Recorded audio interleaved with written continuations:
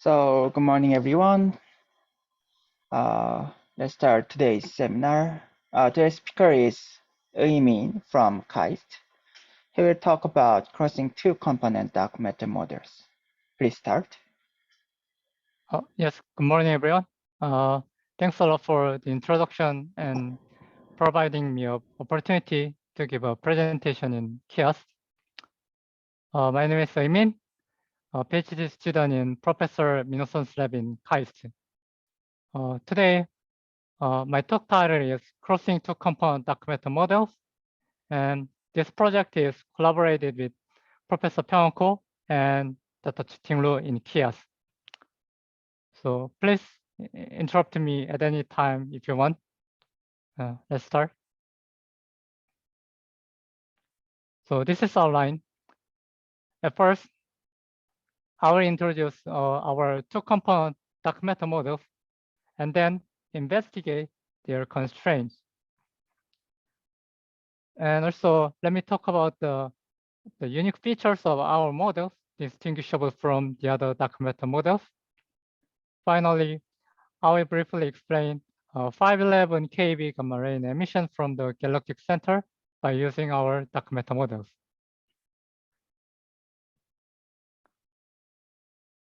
This is introduction. We all already know that there are lots of gravitational evidence for the existence of dark matter. For example, the mass distribution inside the galaxy calculated by its rotational velocity is very different from the observed value. So many physicists think that there must be invisible masses inside the galaxy we don't know yet. One feature of dark matter is that its energy density is about 5 times larger than those of ordinary matters. And also, its lifetime should be much longer than the age of the universe to survive in the current universe. Unfortunately, in this stage, the dark matter has almost no interactions with the standard model sector. So we only know that the upper bounds of its interaction rate with standard model particles. For example, these two plots show the upper bounds of dark matter nucleon collision cross sections for WIMP particles. The horizontal axis means the WIMP mass, and the vertical axis corresponds to the dark matter nucleon collision cross section for spin dependent way and spin independent way and spin dependent way. And we can see that their upper bound for cross section is so tiny. Although dark matter interaction rates have to be very tiny, we can still constrain its mass range by using Planck data. In this modern independent way, its self-annihilation cross-section is fixed by this amount to satisfy 0.12 dark matter relic density. So if the dark matter is much lighter than the 10 GeV and has S-wave annihilation cross-section channel, then its dark matter candidate must be ruled out by CMB constraints. Let's look at this plot. Here, the red region is preferred to get its proper thermal relic density. However, the blue region is excluded by the Planck data. So dark matter candidates with S-wave annihilation channels should be heavier than 10 GeV. Otherwise, there is no room for less than 10 GeV. Okay. So let's move to our model. We will introduce next gauge symmetry and two-component dark matters.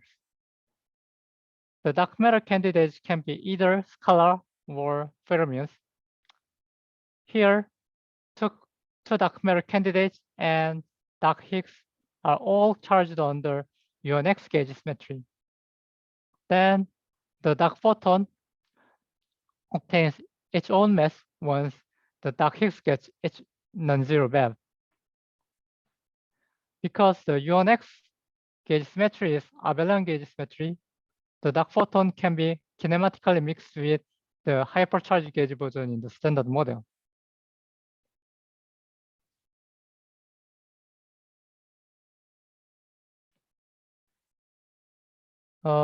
In previous slide, I just told that we will introduce two-component dark matter models. Then why should we consider multi-component dark matter models? As you know that the energy density of the dark matter is about 5 times larger than those of the ordinary particles. Therefore, we may need many degrees of freedom for the dark matter to explain their large relic densities of 0.12.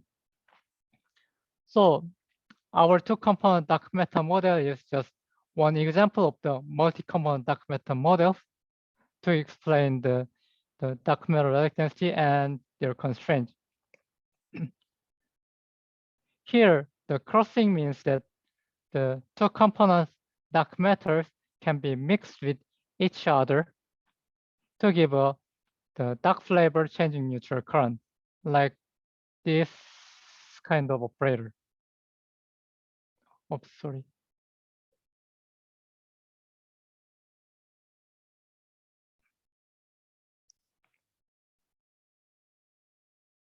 So let me give you our model Lagrangian. So this is our model Lagrangian. The red term is Lagrangian for Higgs, and the dark. Okay, sorry. The red term is Lagrangian for Higgs and dark Higgs, and the blue term is Lagrangian for the dark photon. This is whole gauge symmetry respecting this Lagrangian. In this blue Lagrangian, there is the kinetic mixing between the dark photon and hypercharged gauge boson.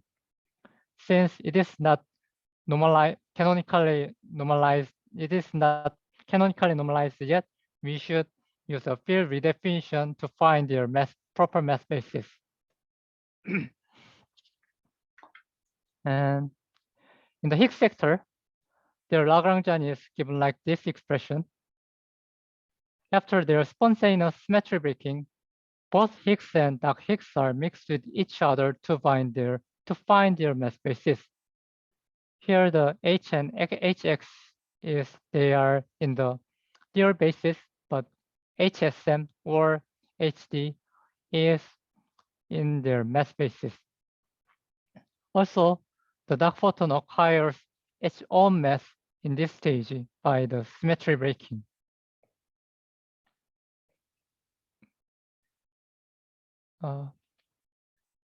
With this assumption, so kinetic mixing parameter is much smaller than 1, and the dark photon is much less than the Z boson mass. We can use this kind of field redefinition up to the order of epsilon 1 power. Using this redefinition, the Lagrangian in field basis is written again in the mass basis. We can confirm that all field contents are now canonically well normalized in this mass basis. Through this field redefinition, the standard model photon now transform into the photon and epsilon multiplied by the dark photon. That is why we have the standard model fermion current coupled to the dark photon in this operator.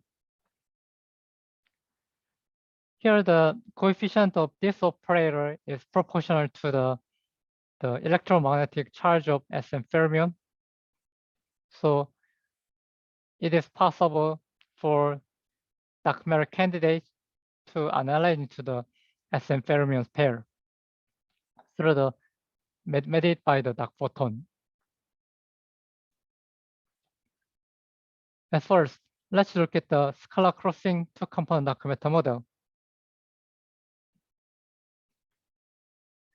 So this is the Lagrangian for our scalar dark matter model. there exist two different scalar dark matter, X1 and X2. And we also we have to consider the dark Higgs. So these three kind of fields are charged under U1x by 1 qx and 1 minus qx. Due to this charge assignment, we can introduce this kind of operator. And this operator plays a role in the up diagonal mass term in the mass basis of dark matter. So to get rid of this term, we should rotate, or we should use the field redefinition to find their mass basis.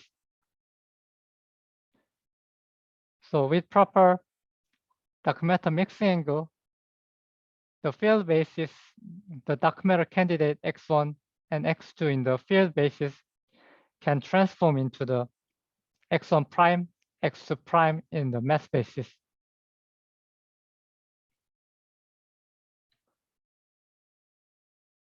So after symmetry breaking, the X1 prime and X2 prime, they are all in the their own mass basis.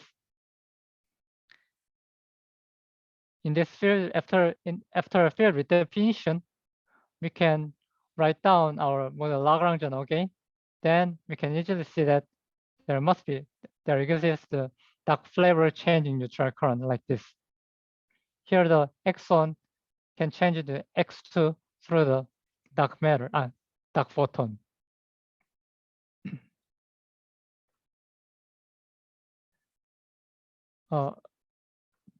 Before going to the fermion model, there we can imagine the dark matter annihilation channel into the standard model fermion through the dark photon.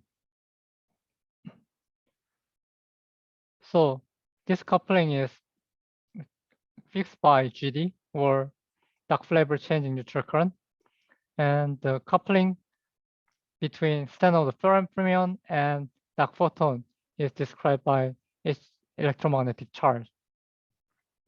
When you calculate their cross section, then it must be the pH annihilation cross section. So we can easily avoid, then this process easily avoid the CMB constraint. So we don't have to worry about the CMB constraint for the scalar dark matter model case. Let's move to the fermion crossing two-component dark matter model.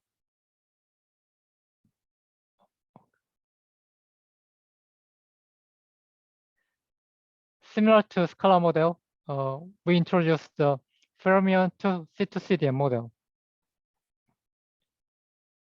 Here, there exists the psi1, psi2, and dark Higgs phi, and they are charged under U1x by 1 qx, 1 minus qx respectively. So we can introduce the general operator like this. And after symmetry breaking, it becomes the up diagonal term in their mass matrix.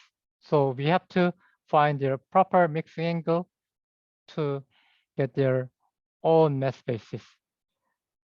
Similar to the scalar model, psi1 and psi2 without prime is in their theory basis. Psi1 prime and psi2 prime are on their mass basis.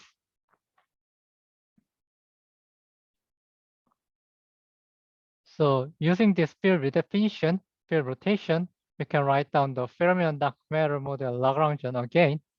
Then we can obtain the flavor changing neutral current for the fermion model version.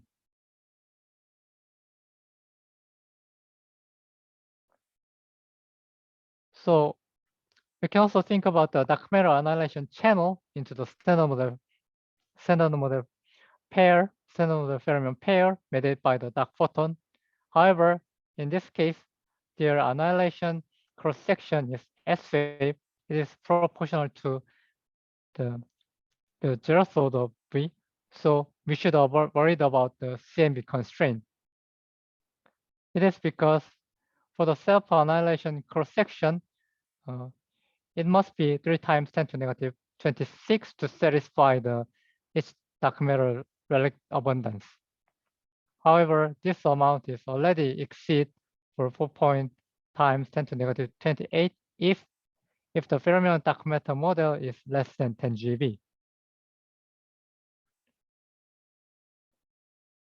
So when you think about the fermionic CTCDM model, the dark matter candidate less than 10 GeV must be ruled out by the CMB constraint if they have the S-wave annihilation process channel.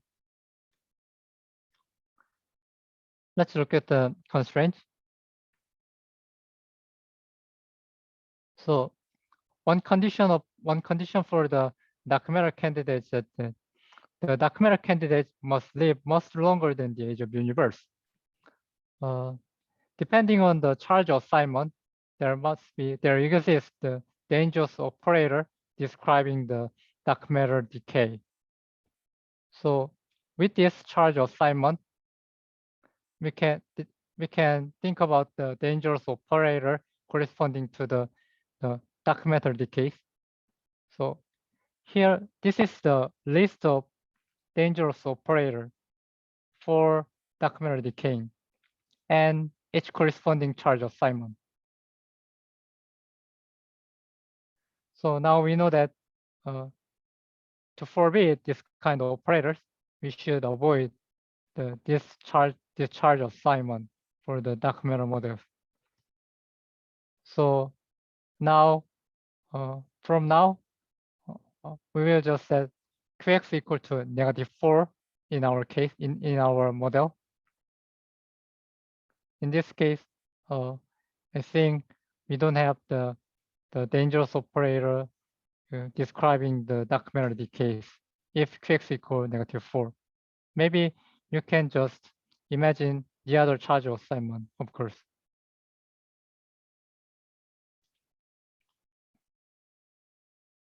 Since we have two different dark matter candidates, heavier dark matter candidate can decay into the lighter one with standard model fermion pair, like through this kind of decaying channel.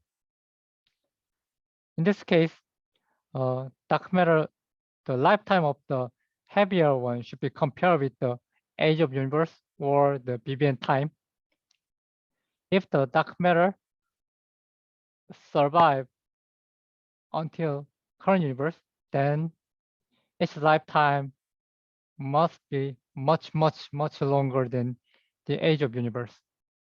Otherwise, its lifetime is much shorter than 1 second to avoid an effective bound. This is the expression for the heavier dark matter decay rates, which is proportional to the delta to fifth. Delta is nothing but the mass gap between heavier and dark matter one. So depending on situation, we can classify our model. The first one is if dark matter, the heavier dark matter decays before BBN, then we can treat our model as a single component dark matter scenario. However, if dark matter mass has its lifetime much longer than the age of universe, then our model now becomes the two component dark matter model scenario. By the way, this decay channel can be achieved by the dark flavor neutral current in the Lagrangian, this kind of operator.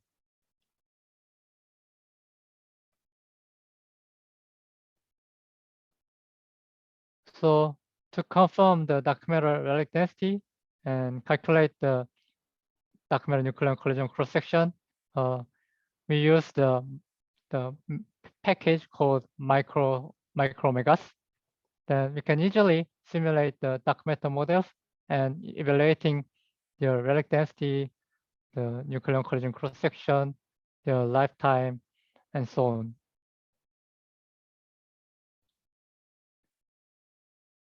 So at first, let's consider the two component dark matter scenario. If two dark matter candidates have very close to each other, then the heavier dark matter cannot decay into the lighter one in this case, or it has very long lifetime, longer lifetime than the age of universe. So we can treat them as the two-component dark matter scenario in this case. Let's look at the plot. In this benchmark point, the horizontal line is corresponding to the dark matter mass of either of them. The vertical line is the dark matter nucleon collision cross-section. The gray region is excluded by the direct detection experiment like KAIST, dark side, LUX, or Gen1T. Here the red line is the relic abundance line of the scalar, and blue line means the relic abundance line of the fermion. Here we can see that almost all regions are excluded by the direct detection experiment in this case, and only lighter dark matters now survive. It is because if two dark matter candidates have the same mass, then it must be coupled to the dark photon, so it can quickly annihilate into the standard model fermions.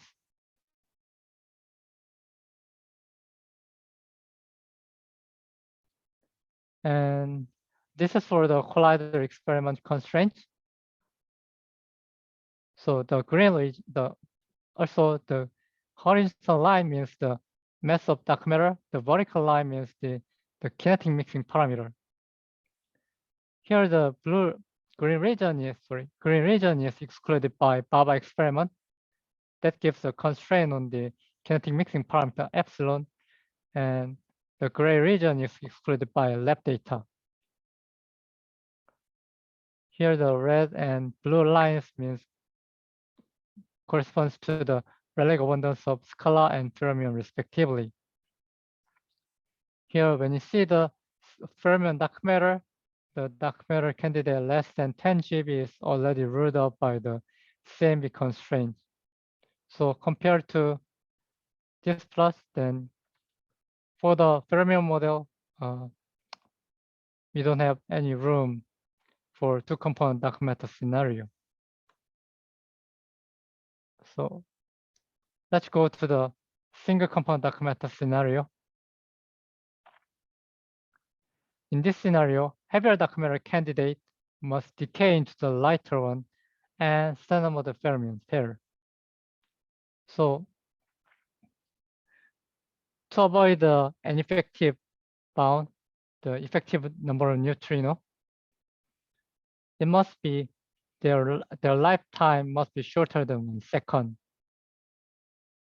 So the heavier ones decay rate is described like this, and which must be much larger than the BBN, the Hubble rate at BBN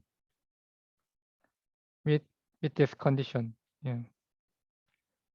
If the dark matter mass gap is less than the 2 times of electron mass, then the expression for the decay rate must be changed, including the neutrino, considering the neutrino decay. So if the heavier dark matter decay away already, then now we only have the lighter dark matter in current universe. Then the dark matter pair annihilation made by the dark photon can be controlled by the dark matter mixing angle. Here, look at this operator in the dark matter Lagrangian. The dark matter 1 prime, dark matter 1 prime is coupled there. Each current is coupled to dark photon with this amount of coefficients. However, when you select the special dark matter mixing angle with negative charge assignment of Higgs, then we can turn off these 2 operators. Then now the lighter dark matter cannot annihilate into the standard model fermion via dark photon. this condition turn off the dark matter 1, dark matter dark photon operator for both scalar and fermion.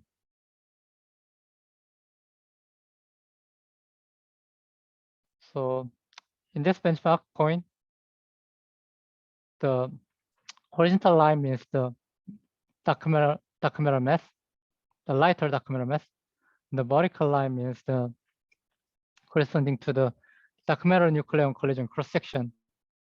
Here, we can easily see that if we select arbitrary dark matter mix angle, like 0 to 0.3, then its collision cross section is so high and so large, and it must be ruled out by direct detection experiments in both scalar and fermion model.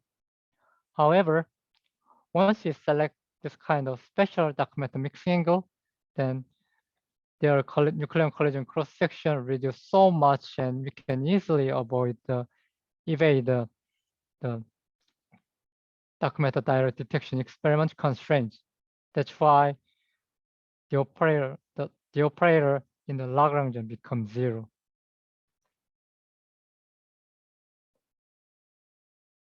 So in this case, the lighter dark matter elastic collision with the nucleon cannot happen mediated by the dark photon.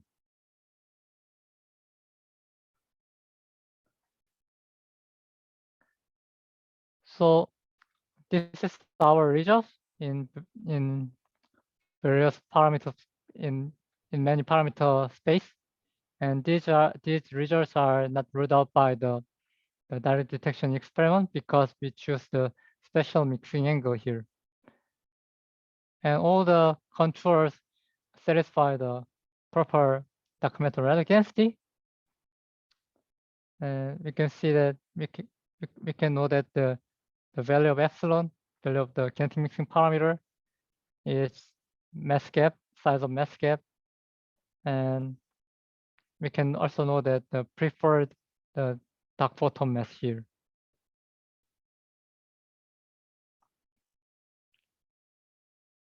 So let's go ahead the constraint from the dark photon and dark Higgs. When you see the dark photon branching ratio, the dark photon must decay to dark sector dominantly. Here we can see that the branching ratio is almost order 1 for A prime to dark matter candidate, but very tiny for standard model fermion F, depending on the kinetic mixing parameter epsilon. So each dark photon invisible decays can be constrained by the Baba experiment and lab data. So let's see that. The horizontal line means the dark matter candidate mass, and the vertical line means that the value of kinetic mixing parameter epsilon. Here we can see that the green region is excluded by the Baba experiment, and light gray region is excluded by lab data. Gray region is ignored by the LSND and mini-boon data. Here we can see that if the dark matter mass is less than about 3 MeV, 3 GeV, then the kinetic mixing parameter epsilon must be smaller than 10 to negative 3. Otherwise, it can be ruled out by the Baba experiments. Okay. And another constraint came from the dark Higgs branching ratio. Similar to the dark photon case, the dark Higgs dominantly decays to the dark sector particle, like the dark matter candidate 1 and dark matter candidate heavier 1. Each visible and invisible decays are constrained by the lab data. So we can constrain or we can find the condition on the Higgs mixing H theta, theta H. Yeah.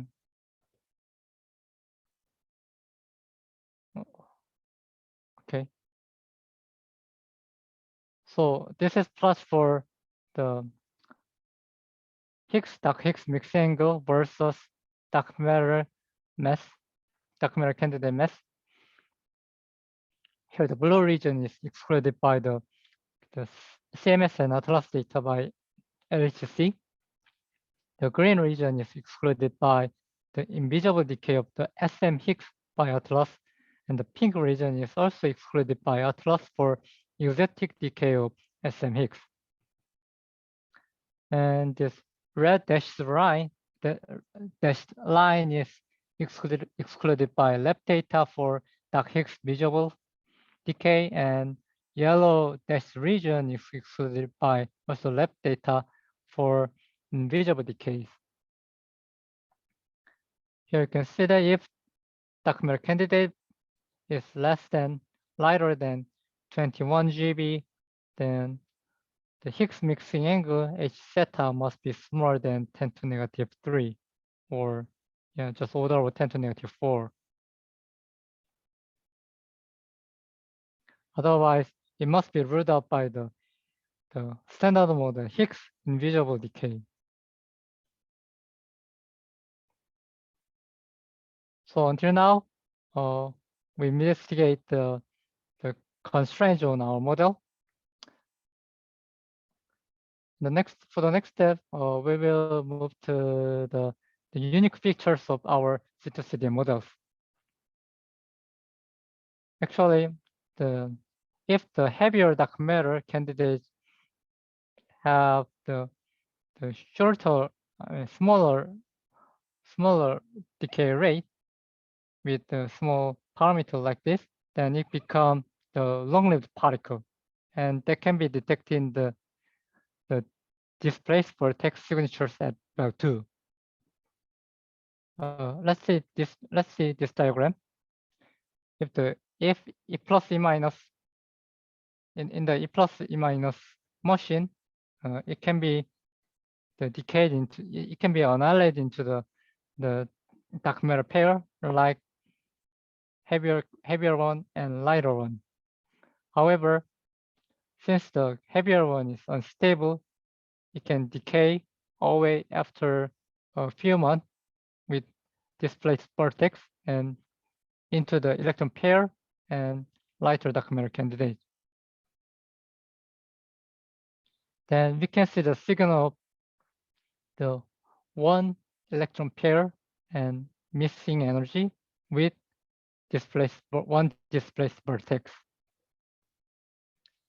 The other case is that if electron pair annihilate the two heavier dark matter candidates, then we can see the two different displaced vortex at the same event. And it eventually decays into two lighter one and two pairs of electrons. Not electrons, two pairs of leptons. So these two displaced vortex are distinguishable features from other models like the inelastic dark matter model or inverse seesaw dark matter model, and so on. Okay. Then how can you detect this kind of the displaced vortex experiment, and what can you expect our results? So this is future bounds from the Bell 2 experiment. Assuming the background free signal events with the very large integrated luminosity, we can investigate this region with 4 different process electron pair to dark matter candidates. Here you can see that the two displaced vortex,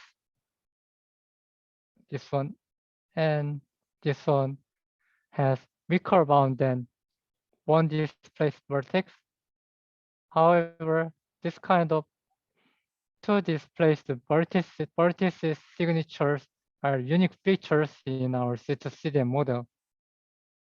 So even though its efficiency is not so good, this process can be used to check our model is valid or not.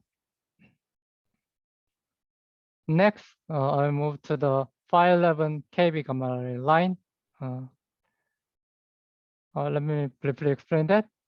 We still don't know that the origin of the source of the 511 kb gamma ray line emission from the galactic center. We don't know, but we may think like this. The dark matter annihilation can be the origin of this gamma ray emission. With this assumption, their annihilation cross-section it can be expressed by this amount to explain the 511 kb gamma ray line emission for this non-self-conjugate dark matter. If you consider the self-conjugate dark matter, this amount can be divided by 2.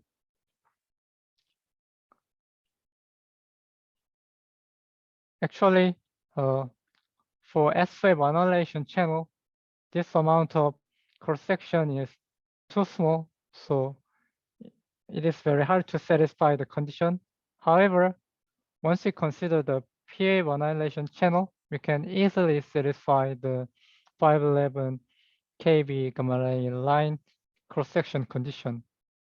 So let's see the scalar C2CD model. It has PA annihilation channel like the from the dark matter pair into the electron pair made by the dark photon. This is the most dominant channel for its relic density. So once we calculate the PA annihilation cross-section, it can compare with the 511 cross-section with this mass correction. Then we can plot this diagram like this. The horizontal line is the mass of dark photon. The vertical line is the kinetic mix parameter epsilon. Here the blue region is excluded by the NH64 region, so the epsilon should be smaller than about 10 to negative 5. Here the light gray, dark gray region is excluded by the non-perturbativity. Here in this region, GD, I mean the dark coupling exceed the 3.0. So now in this region, our expression is not valid anymore. So we found that for scalar model, we still have the room for explaining both proper relic density and 511 kb gamma ray line emission in galactic center. So let's conclude my seminar. Our C2CD model is just an example of the multi-component dark matter model. Here the crossing means the two dark matter candidates can be mixed with each other to give the dark flavor changing neutral current, and with proper dark matter mix angle, we can avoid dark matter 1, dark photon operators. And without this operator, we can easily avoid the direct detection experiments and CMB constraints. And our typical feature, our typical feature of C2CDM model is heavier component can be treated as a long-lived particle at collider. So when you see the best experiment in future, then there must be displaced vertex signature for heavier dark matter candidates. And when you consider only 2 displaced vertex at E plus minus motion, and they are unique features of the C2CDM models, which is not appear, which does not appear in other 2-component dark matter model. And we also hope that we may explain the 511 kV gamma line emission using our dark matter model. So thank you very much for listening my talk. If you have any comments or question, please.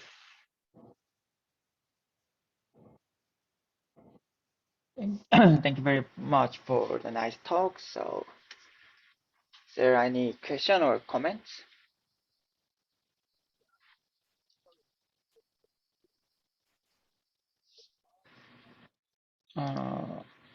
Sorry, Jörn, we can't hear you. We cannot hear you. Sorry. I cannot hear.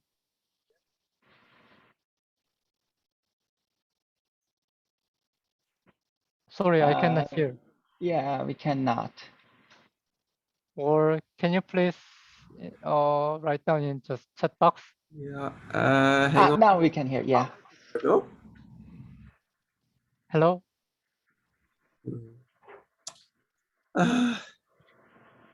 Sorry, we can now. Jörn, we can hear you. Yes, now okay. Okay, good, Yeah. great. Sorry, my bad. Oh, it's clear. I Yeah. didn't get your motivation. So as far as I know, a dark photon would be a perfectly fine dark matter candidate by itself. So why do you introduce all those additional particles? Okay. So in our model, dark photon is not dark matter candidate. And Yeah, sure, only, I know, but why not? I mean, Yeah, why make the model much more complicated than necessary? so let's move that. Yes. So what's your question? Why do you, if you simply introduce a massive dark photon, that's a stable particle, you Yes. can make that the dark matter of the universe and be consistent with all constraints, as far as I know. Mhm. So why do you consider something that's much more complicated? I think in this case, in your model, I think your model is just a dark photon, dark matter model, right? Yes, exactly. Yeah. But in our case, I want to construct the dark matter model for scalar and fermions, and dark photon is just made for them. Yes, I understand, but why do you want something more complicated than necessary? What does this model give? I mean, what do all those extra particles give you that you cannot achieve with a dark photon dark matter already?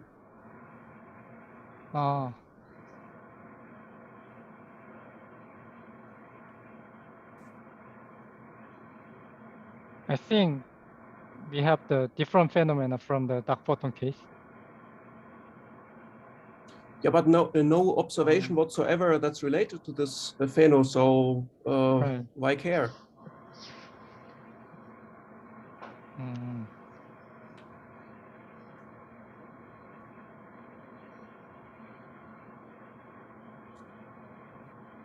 I mean, this 511 kV line might be a motivation, but I'm not sure if you can get that from dark photon dark matter alone. Yes. Yeah, but anyway, in my opinion, you should have a motivation for introducing additional particles. Okay. A different question, maybe: did you calculate the temperature of the dark sector, or did you just assume that it has the same temperature as the stellar model thermal bath? Yeah, actually, it is all done by the simulation section using the micro omegas. So as you said, the two sector may have the different temperature for dark matter and stellar model sector. It may, but I mean that's something you can determine, no? If it has or if it doesn't have the same temperature. So, in the numerical part, I think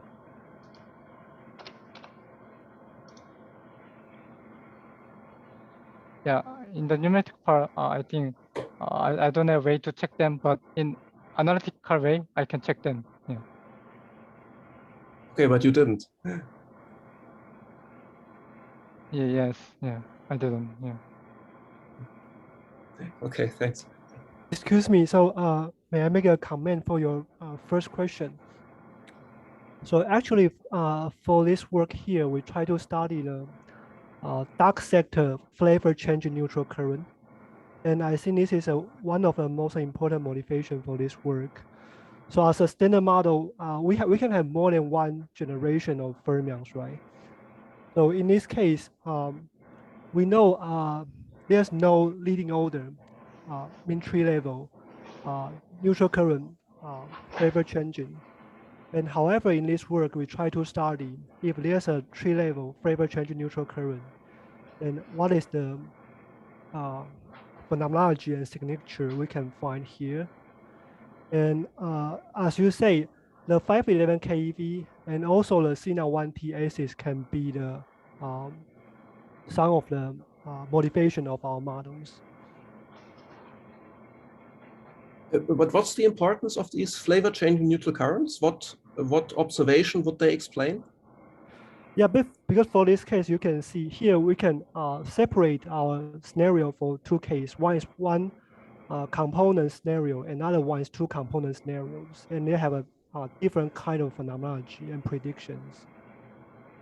Yes, of course. And if I introduce a third particle, then you'll have yet another phenomenology. But I simply don't see a reason for introducing complications that do not explain any existing observations. Just because you say you have dark flavor changing neutral currents, that doesn't mean they are interesting. I mean, they are not observed, right? Okay, yeah.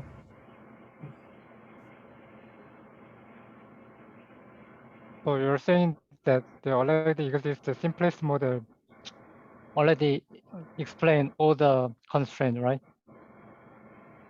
As far as I know, yes. Just get rid of your extra fermions and extra scalars and keep the dark photon. Yeah, I see. I mean, this xenon 1 ton to be honest, I missed it. Did you mention that in the talk?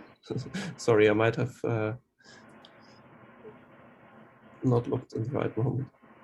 So until now, I just explained about the 511 kV case, not the Gen 1 case yet. Oh, okay, Yeah, good. not yet in talk slide. Yeah. Okay, thanks.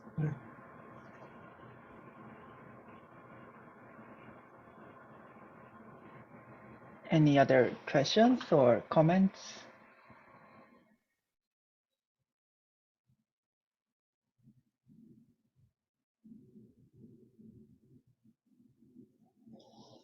So if not, let's thank to the speakers. Thank you very much. Oh, thank you very much. Yeah. So